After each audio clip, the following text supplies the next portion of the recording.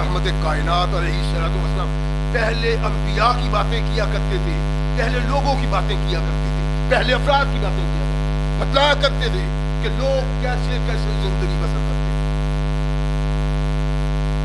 لیکن عبداللہ بن مسعود رضی اللہ تعالیٰ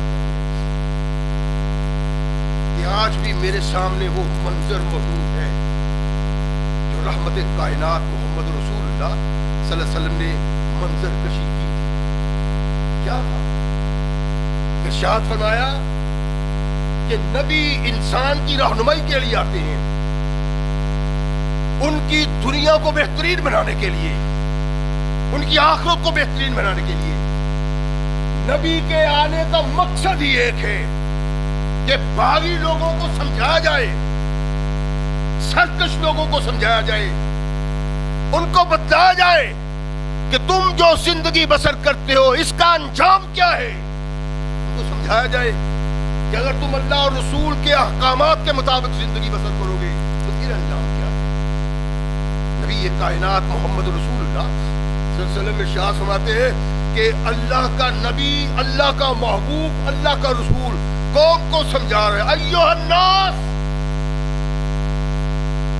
وہ لوگوں ساری کائنات کے معبودان باطل سے جان چھڑاؤ، رشتہ توڑ لو، اللہ سے رشتہ لو۔ آقا نے ارشاد فرمایا کہ لوگ اس نبی کو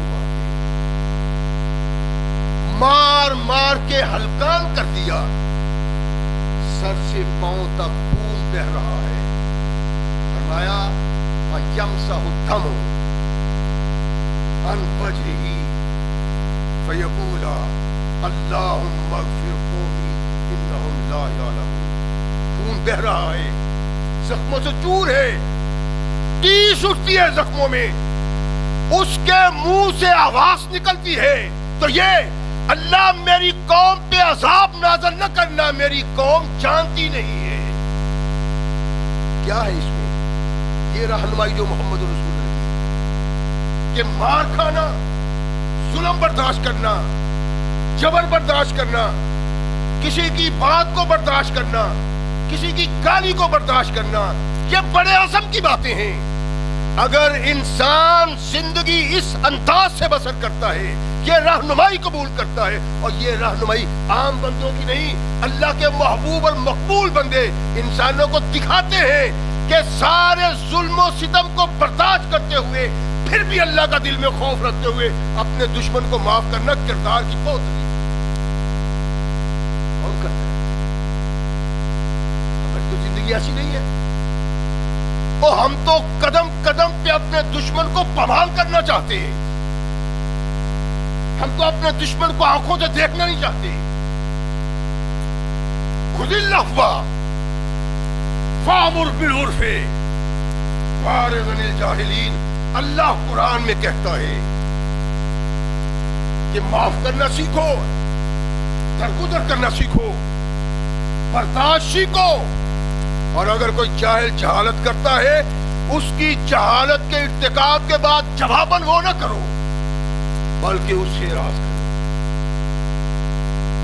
اللہ قرآن میں کہتا ہے، نبی رحمت کے قرآن ہمارے سامنے پیش کرتا ہے، اللہ کے نبی یہ بہت مشکل بات ہے، ایک آدمی میرے گلے پر جاتا ہے، سرے بازار مجھ کو رسوا کرتا ہے، مجھ کو تھپڑ مارتا ہے، انسان انسانوں پہ پتھراؤ کرتے ہیں، اس طرح ممکن ہے؟ جس طرح اس کا ذہن ہے، جس طرح اس کا دل ہے، میرا بھی دل ہے، میرا بھی ذہن ہے، جو اس کی سوچ ہے میری بھی ایک سوچ ہے، ایسے میں کس طرح برداشت کر لوں گا؟ ناممکن ہے۔ ارشاد فرمایا ناممکن نہیں، رہنمائی کے لیے قرآن پڑھو اور کردار بنانے کے لیے محمد الرسول اللہ کے لیل و نہار۔ ثقلین کے تاجدار علیہ الصلوۃ والسلام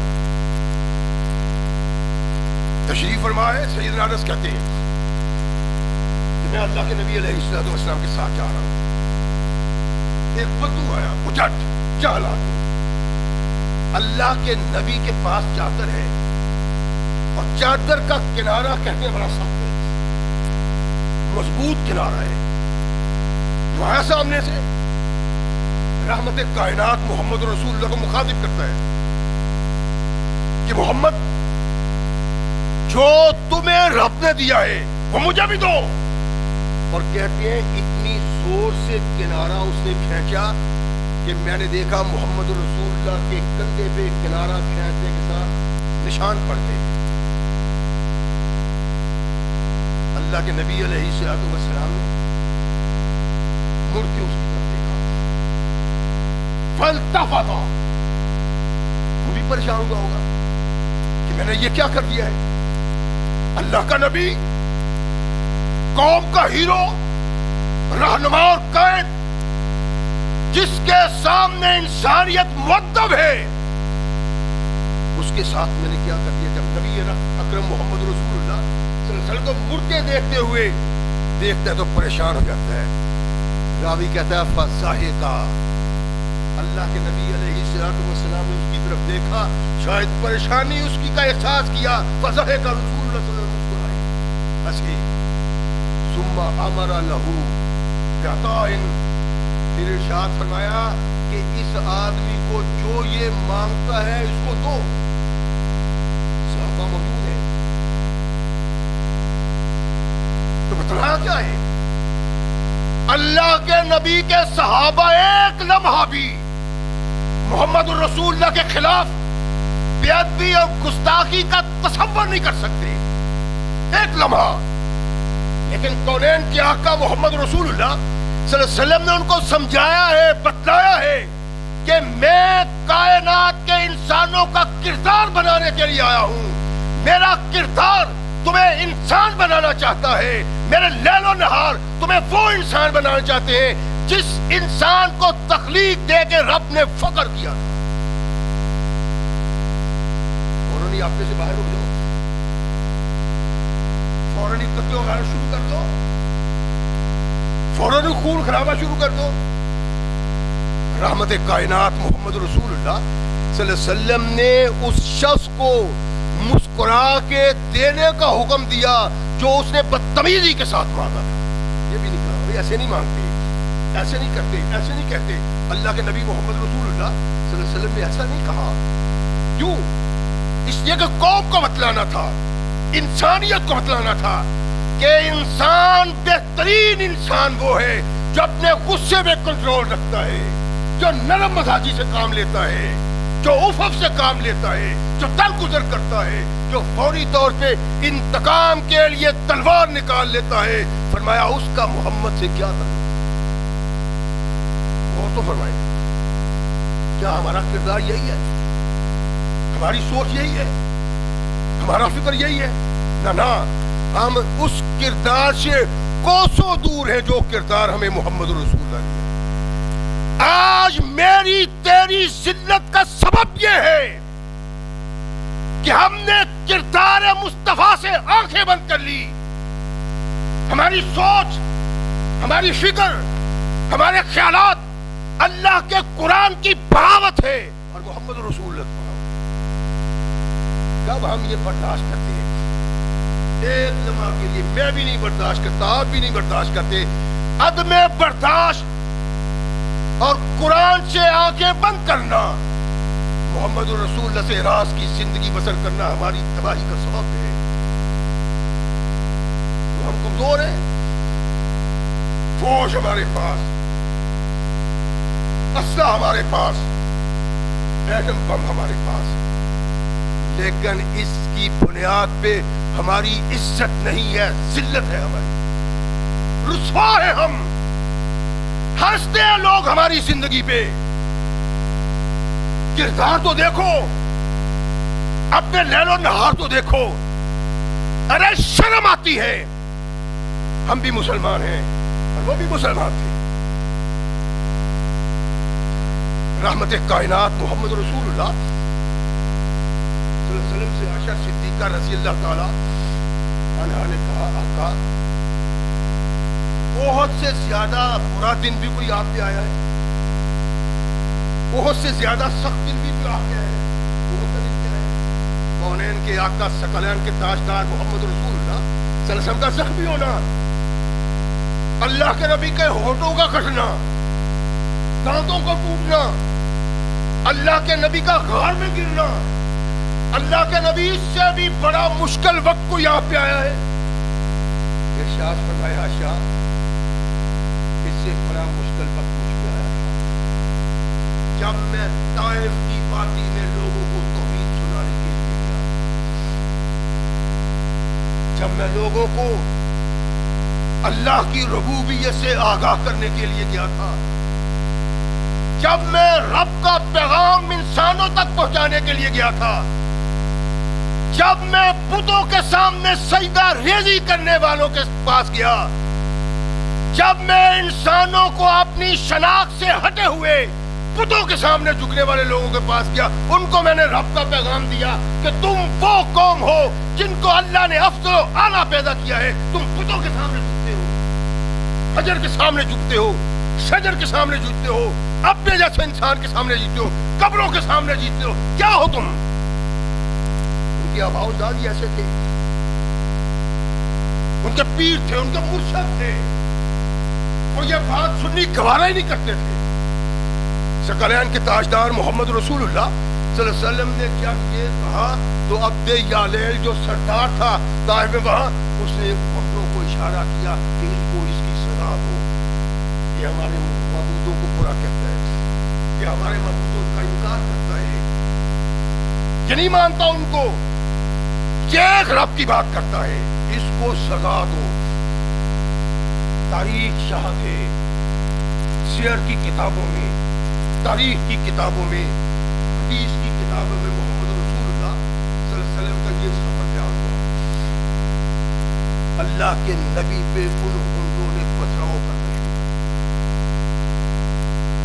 اتنا پتھراؤ کیا، اتنا پتھراؤ کیا کہ مولا کائنات محمد رسول اللہ سر سے لے کر پاؤں تک زخموں سے چور ہو، یہاں تک کہ آقا ایک جگہ پہ گر جائے، ساتھ ہے پانی پلایا، اللہ کے نبی کو کچھ ہوش آیا، رحمت کائنات وہاں سے چلے، چلتے ہوئے ایک مقام پہ پہنچے تو ارشاد فرمایا کہ مجھے تھوڑا سا احساس ہوا کہ میری جان میں جان آ گئی، کہا آسمان کی طرف دیکھا، ایک چھوٹی سی بدلی تھی جو مجھ پہ سایہ کی ہوئی تھی، عرب کی گرمی انتہا کی گرمی، اتنی مار کھائی، اتنے پتھر کھائے، یوں لہو لہانے، اللہ کے نبی کو تھوڑا سا احساس ہوا کہ کوئی فرحت ہوئی ہے، آسانی ہوئی ہے، کہتے ہیں میں نے آسمان کی طرف دیکھا، ایک بدلی تھی جو مجھ پہ سایہ اذا فیہا جبریل، میں نے دیکھا اس بدلی میں جبریل ہے، فنادانی، جبریل نے مجھے آواز دی، محمد صلی اللہ علیہ وسلم، تیرے رب نے مجھے بھیجا ہے، اور یہ میرے ساتھ پہاڑوں کا فرشتہ ہے، اللہ نے کہا ہے میرے محبوب سے پوچھو وہ کیا چاہتا ہے، اتنا ظلم، اتنا جبر، پتھراؤ، گالیاں، برا، میں ان کو برداشت نہیں کرتا، سزا میرے محمد تم دو۔ کائنات کے آقا محمد رسول اللہ صلی اللہ علیہ وسلم کو جبریل پیغام دیتا ہے رب جلیل کا کہ اللہ کہتے ہیں میرے محبوب یہ پہاڑوں کا فرشتہ ہے جس کے قبضے میں، جس کے اختیار میں نے پہاڑ دیے ہوئے ہیں، تیرے پاس ہے، اس کو حکم دو۔ پہاڑوں کے فرشتے کی کیا ضرورت تھی؟ اس لیے کہ وہ وادی پہاڑوں کی تھی، پہاڑوں کی وادی میں سرسبز و شاداب وادی، باغات، کھیتیاں، لیکن تھے پہاڑ، اس لیے پہاڑ کا فرشتہ بھیجا جو پہاڑوں پہ مقرر تھا۔ اللہ کے نبی ارشاد فرماتے ہیں، وہ کہتے ہیں یا محمد سلام علیکم، میں نے اس کی سلام کا جواب کہنے لگا مجھے اللہ نے بھیجا ہے، یہ سارے پہاڑ اللہ نے میرے اختیار میں دیے ہوئے، پہاڑوں پہ نظر ڈالیے اور فرشتے پہ پہاڑ کیا ہے اور فرشتہ جس کو ہم نے نہیں دیکھا، ہماری سمجھ میں نہیں آ سکتا، پہاڑوں پہ مقرر کیا ہوا اللہ نے. کہتا ہے محمد صلی اللہ علیہ وسلم جو آپ کے ساتھ اس قوم نے کیا ہے اللہ نے اپنی آنکھوں سے دیکھا ہے. تیرے یہ حالات میں بھی دیکھ رہا ہوں. مجھے رب نے کہا ہے میرے محبوب کو پوچھو ان کو کیا سزا دینا چاہتا ہے. جو وہ سزا دینا چاہتا ہے اس وادی کے رہنے والے لوگوں کو وہ سزا دو. اگر چاہو تو دو پہاڑوں کو ملا کے ان کو پہاڑوں کے درمیان مسل کے نہ رکھو. ثقلین کے تاجدار محمد رسول اللہ زخموں سے چور، خون بہ رہا ہے، بدماشوں کی بدماشی نظر کے سامنے ہے. آقا مسکرائے، ارشاد فرمایا کہ میں چاہتا ہوں کہ اللہ ان کی پشتوں سے ایسے لوگ پیدا کریں یعبدوا اللہ وحدہ ولا یشرک بہ، جو لوگ اللہ کی عبادت کریں. یہ رب کے باغی ہے، یہ رب کے دشمن ہے، رب کے سرکش ہے. میں چاہتا ہوں اللہ ان کی نسلوں سے ایسے لوگ پیدا کرے جو تنہا رب کی عبادت کریں، عبادت ہی نہیں بلکہ اس کے ساتھ کسی دوسرے کو شریک نہ کریں. عبادت تو سیدھی سی بات ہے کہ انسان اپنے اللہ کی عبادت کرے، اللہ کے سامنے جھکے، اللہ کے نام کی نظر و نیاز، یہ عبادت ہو گئی. اللہ کے نبی نے وَلَا يُشْرِكُ بِهِ شَيْئًا، اللہ کی عبادت کریں، توحید کو مانے، ایک رب کو مانے اور اس رب کے ساتھ کوئی دوسرا شریک نہ کرے. وہ فرمائے نا اللہ کے نبی علیہ السلام یہی کہہ سکتے تھے کہ ایک اللہ کو مانے اور اللہ کی عبادت کرے. ساتھ یہ بھی ارشاد فرمایا وَلَا يُشْرِكُ بِهِ شَيْئًا، عبادت کریں، اس کو مانے، اس کے سامنے جھکے، نظر و نیاز دے اس کے ساتھ، لیکن ارشاد فرمایا کہ اس کے ساتھ کسی دوسرے کو شریک نہ کریں. دیکھیں گے، ہم جھانکیں گے اپنے اندر، غور کریں گے. ایک اللہ کو ماننے والے لا الہ الا اللہ ہو، وہ ایک رب نہیں، لاکھوں رب ہم مانگتے ہیں. بدوم علی کا کوئی اور، لاہور کا کوئی اور، سیالکوٹ کا کوئی اور، کراچی کا کوئی اور، پنڈی کا کوئی اور، لاکھوں معبود بنا رکھے ہیں جن کے نام کی نظر دیتے ہیں، جن کے نام کی نیاز دیتے ہیں، جن کو مشکل کشا سمجھتے ہیں، جن کو حاجت روا سمجھتے ہیں. اللہ کے نبی نے کہا اللہ کی عبادت کرے ولا یشرک بہ شیئا. سب کچھ اللہ کے اختیار میں ہے. یہ نہ کہیں کہ فلاں کے اختیار میں بھی فلاں چیز ہے، یہ بھی کر سکتا ہے، وہ بھی کر سکتا ہے. عبادت کریں، نظریہ یہ ہو کہ اللہ کے علاوہ کوئی کچھ نہیں کر سکتا. ثقلین کے تاجدار محمد رسول اللہ صلی اللہ علیہ وسلم نے یہ کردار کیوں کیا؟ ہمیں وہ انسان بنانے کے لیے جو انسان اللہ کو محبوب و مقبول تھے. انسان کے آنے کا جو سبب تھا اللہ سے آشنائی، اللہ سے تعلق. قرآن کے آقا ثقلین کے تاجدار محمد رسول اللہ صلی اللہ علیہ وسلم نے اس کردار کو بنانے کے لیے اپنا کردار ہمارے سامنے پیش کیا.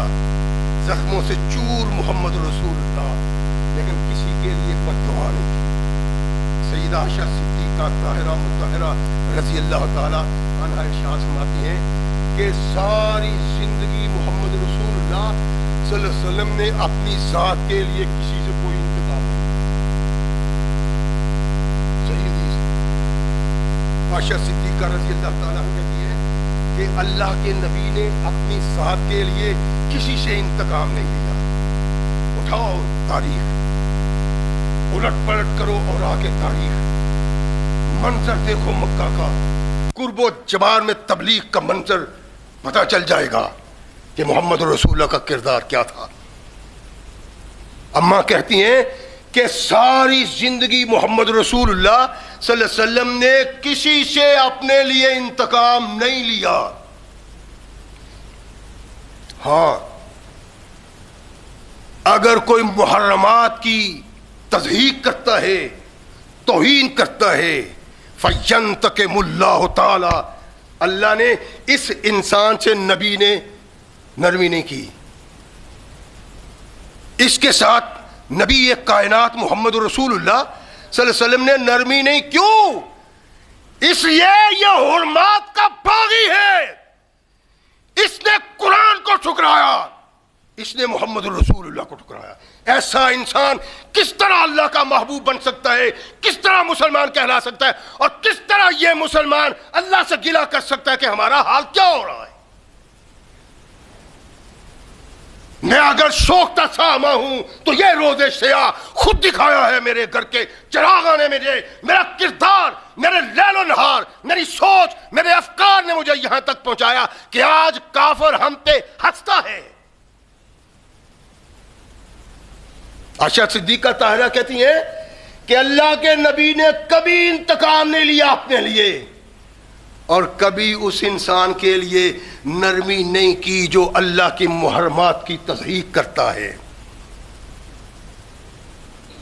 ثقلین کے تاجدار علیہ الصلوۃ والسلام مسجد میں بیٹھے ہوئے نے، حالات کچھ ایسے بنے، ایک بہت بڑے قبیلے کی عورت نے چوری کر لی، بڑا قبیلہ ہے. نبی رحمت محمد رسول اللہ صلی اللہ علیہ وسلم نے ارشاد فرمایا کہ اس کے ہاتھ کاٹ دو. طوفان آ گیا مدینے میں، بلکہ پوری سلطنت میں، کہ اتنا بڑا قبیلہ اور یہ حکم. اب کیا ہوگا؟ ناک کٹ جائے گی اس قبیلہ کی، خوار ہو جائے گا، ذلیل ہو جائے گا. عرب کا بڑا قبیلہ، کائنات کے آقا محمد رسول اللہ صلی اللہ علیہ وسلم کے پاس کون جائے؟ کون کہے ان کو کہ یا رسول اللہ اس کو معاف فرما دیں؟ کسی کی ضرورت نہیں. مشورہ کیا تو اس نتیجہ پہ پہنچے کہ محمد رسول اللہ صلی اللہ علیہ وسلم جتنی اسامہ سے محبت کرتے ہیں کسی سے اتنی محبت نہیں کرتے. کیوں نہ اسامہ کو کہیں کہ جاؤ. صحابہ نے کوئی غلط سوچ نہیں سوچی تھی. اسامہ وہ تھا جب آتا تھا محمد رسول اللہ اس کو اپنے کندھوں پہ اٹھا لیتے تھے. اسامہ وہ تھا غلام کا بیٹا. اسامہ وہ تھا آتا تھا، ثقلین کے تاجدار بیٹھے ہوئے ہیں تو اپنی ران پہ اس کو بٹھا لیتے ہیں. اسامہ آیا، ایک ران پہ بٹھایا، اپنا نواسا آیا حسن، اس کو دوسری ران پہ بٹھایا، کہا اللہ میں ان دونوں سے محبت کرتا ہوں، تو بھی ان سے محبت کر. وہ اسامہ بڑا پیارا ہے محمد رسول اللہ، بیچو. اللہ کے نبی علیہ الصلوۃ والسلام کے پاس آتا ہے اسامہ. بابا وہ عورت تو بہت بڑے قبیلے کی عورت ہے، اس نے غلطی تو کی ہے، سارے قبیلے کی ناک کٹ جائے گی، مر جائیں گے، وہ عزت پامال ہو جائے گی ان کی، ان کو معاف کر دیں. ثقلین کے تاجدار محمد رسول اللہ صلی اللہ علیہ وسلم کو احساس ہوا کہ یہ اس بچے کی زبان نہیں، اس زبان پہ کسی اور زبان کی بات ہو رہی. نبی تھے. اتشفع فی حد من حدود اللہ، اسامہ تجھ سے محبت کا یہ مطلب نہیں ہے تو اللہ کی حدود میں بھی مداخلت شروع کر دے. آنکھیں سرخ محمد رسول اللہ کی، چہرہ سرخ ہو گیا غصے سے، قوم کو اکٹھا کیا. ارشاد فرمایا ایھا الناس، سنو، تم سے پہلی قومیں اس لیے تباہ و برباد ہوئیں، اللہ کے عذاب کا شکار ہوئیں، اللہ کے قہر کا شکار ہوئیں، کہ جب کوئی بڑا شرفاء میں سے کسی جرم کا ارتکاب کرتا تھا، کوئی چوری کرتا تھا، تو اس پہ قانون لاگو نہیں ہوتا تھا. وَإِذَا سَرَقَ مِنْهُمْ ضَعِيفٌ، جب ان میں کوئی ضعیف اسی گناہ کا ارتکاب کرتا، اسی جرم کا ارتکاب کرتا، اقاموا علیہ حدًا، اس پہ حد قائم کر دی جاتی. غریب پہ، مسکین پہ، کمزور پہ حد جاری کی جاتی، اس کو سزا دی جاتی. اس کو عبرت کا سامان بنایا جاتا اور بڑے بڑے لوگوں کو معاف کر دیا جاتا. کیوں؟ کہ یہ بڑے ہیں، ناک کٹ جائے گی. فرمایا سن لو مدینہ کے باسیوں، قیامت تک میری اس بات کو محفوظ کرو، قیامت تک آنے والے مسلمانوں تک یہ میری بات پہنچاؤ. لو فاطمہ تو بنت محمد سرقت لقطات یدہا، یہ فاطمہ خزیمی ہے، اگر محمد کی بیٹی ہوتی اس کے بھی ہاتھ کاٹ دیتا. ارشاد فرمایا نرم مزاج محمد رسول اللہ انتہا درجے کے تھے. ان جیسی نرم مزاجی کائنات میں کسی انسان میں نہیں تھی. لیکن اگر توہین ہوتی اللہ کے دین کی، محرمات کی، تو کائنات کے آقا محمد رسول اللہ ایک لمحہ اس کو برداشت نہیں کرتے تھے. اور صحابہ نے یہی درس حاصل کیا ہے، یہی کردار صحابہ نے اپنایا. بیٹھے مسجد میں عبداللہ بن عمر لوگوں کو سمجھا رہے ہیں کہ بد نصیبو، اللہ کے نبی محمد رسول اللہ صلی اللہ علیہ وسلم نے ارشاد فرمایا کہ عورتوں کو مسجد میں آنے سے نہ روکو، آنے دو ان کو. واز سنے گی، قرآن سنے گی، میرے احکامات سنے گی، اپنے کردار کو بنائے گی، ان کو آنے سے نہ روکو. لوگ سن رہے ہیں، ایک آہستہ سی آواز کانوں میں پڑتی ہے کہ حالات ایسے ہیں اب تو ہم روکیں گے. عبداللہ نے مڑ کے دیکھا تو یہ کہنے والا عبداللہ کا بیٹا تھا. ارشاد فرمایا بد نصیب انسان، کہتے ہو ہم روکیں گے؟ میں نے تمہیں کہا ہے، اللہ کے نبی نے کہا ہے، ثقلین کے تاجدار نے کہا، اللہ کے رسول نے کہا، قرآن کے حامل نے کہا، جبریل جس پہ آتا تھا اس مولا کائنات نے کہا کہ ان کو آنے دو. تم کہتے ہو روکیں گے، نکل جا میری آنکھوں کے سامنے. راوی کہتا ہے اتنے سخت الفاظ عبداللہ نے بولے، آج تک عبداللہ کے منہ سے اتنے سخت الفاظ میں نے سنے ہی نہیں تھے. نکل جا میری آنکھوں کے سامنے. اور پھر ساری زندگی عبداللہ نے اپنے اس بیٹے کو بلایا ہی نہیں، کلام ہی نہیں کی اس سے.